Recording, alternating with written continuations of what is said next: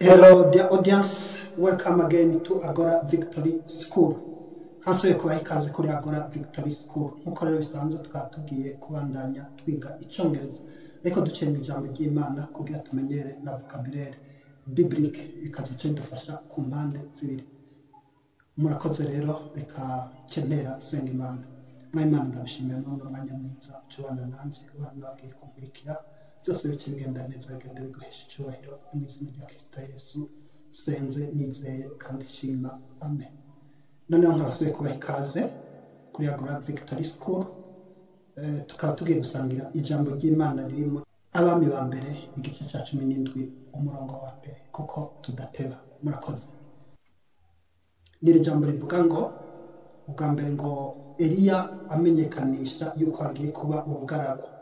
Ngo Elijah announces a great drought.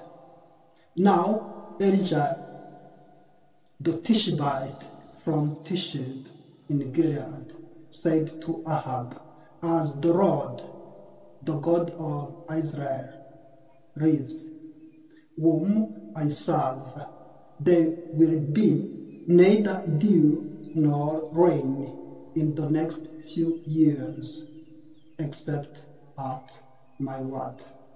Murakoze. Ni ijambo rivuga ngo Eliya amenyekanisha atangaza ko agiye kuba ubugaragwa. Aha twabonye ngo Elijah announces a great drought.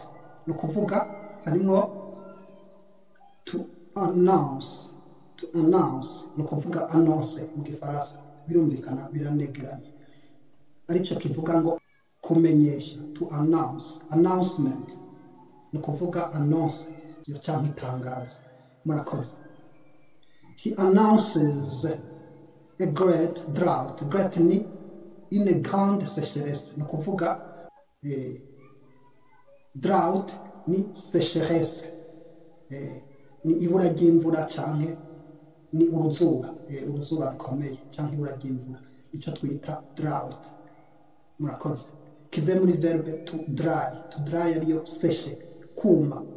Ego. Nibyo. Hanyuma turashobora gutanga akarere kuri to announce. Ego. His candidacy will be announced soon. Rivuga ngo sa candidature sera annoncée bientôt. Kivuga ngo ubusabe bwiwe bwo kuhiganirwa ikibanza buzamenyeshwa vuba. Kuko ubusabe bwo guhiganirwa ikibanza ni nka kujya ugira dépôt de candidature. Ego. His candidacy mchamumva ko ari candidature. His candidacy will be announced soon. Soon bivuga bientôt bikavuga sigura vuba. Murakoze. Kugira dukize ubugaragwa turi mu bihe by'ubugaragwa mu bihe by'uruzuba hacakora ikintu bita irrigation.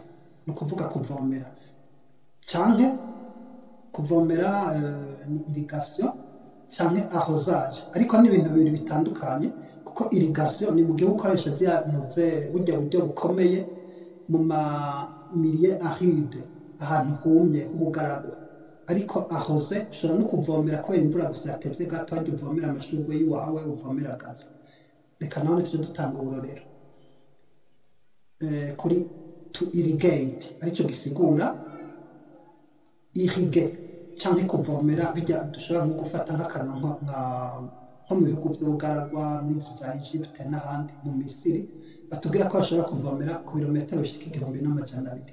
Aho nije zangu uvuge ngo ni arrose ariko ukoresha irriguer. Ni systeme d'irrigation. No kuvuga systeme uburyo bukomeye bwo kuvomera. Murakoze.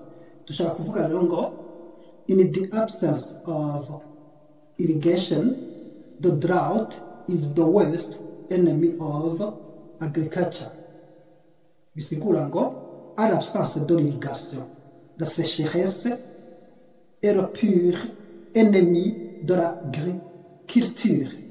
No kuvuga ngo habuze ivomera, in the absence of irrigation, the drought, no kuvuga uruzuba, is the worst enemy of agriculture. Ni umwansi akomeye w'uburimyi. Nibyo. ariko tuje no kuri yindi nayo to water ariyo arrose kuvomera dukoresheje buryo ushobora gukoresha arrosoir n'ibindi ushobora kuvuga ngo they are watering the garden of flowers no kuvuga bariko baravomera jardin yabo y'amashurwe akarima kabo k'amashurwe ils sont en train d'arroser le jardin de fleurs nivyo dufashe kuri iki cyo kuvomera dushobora kuvomera ahantu hatandukanye dushobora kuvomera muri zone aride no kuvuga ahantu h'ubugaragwa bukomeye zone aride mu cyongereza ni arid zone cyangwa arid environment ego ariko hariho n'izindi zone bita uburere buba buri hagati na hagati bacabwita semi aride yes niko bacabwita semi aride semi arid zone cyangwa semi arid environment ego ariko kandi hariho n'ubundi burere bita zone marécageuse zone marécageuse ni hajya ahantu haba hari ibintu by'ibizi ibintu by'ibishanga haba hari ibintu by'ibidengeri by'amazi mu cyongereza hita swamp area ego murakoze reka rero tujya tuza mwabonye ahandi nahanditse ngo now gisigura maintenant canke ubu ego Elijah do Tishbite from Tishub bisigura ngo Elia umunyatishubi Tishbite no kuvuga ava itishubi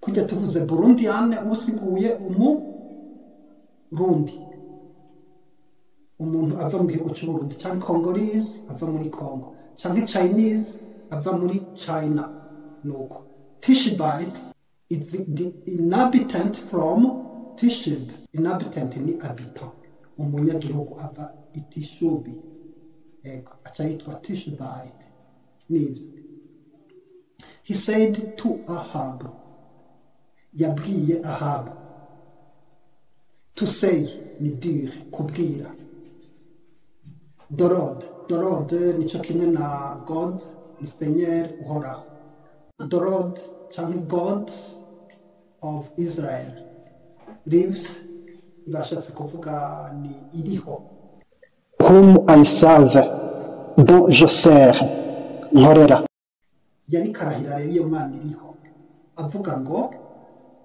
they will be neither dew nor rain ntihazoba urume canke imvura ntabivuze except at my word ni kuvuga sauf à ma parole nasubiye kuvuga ni nkaho yari karahira izina ry'uhoraho Imana iriho kurahira naho ni to swear ego to swear ni jure kurahira nk'akarorero turashobora kuvuga swearing in ceremony ni ceremony do serment ego ibirori byo kurahira murakoze ego akana kavuga ngo in the next few years gisigura ngo dans quelques prochaines années bivuga ngo mu myaka mikeyi iza ego few ni quelque ni ibintu biharurika kuko ari bidaharurika naho twaca dukoresha rero murakoze Chimanda mugira subscribe sabone cyangwa mwihanahana munaduha commentaire kugira tumenye ivyo dukwiye guhindura murakoze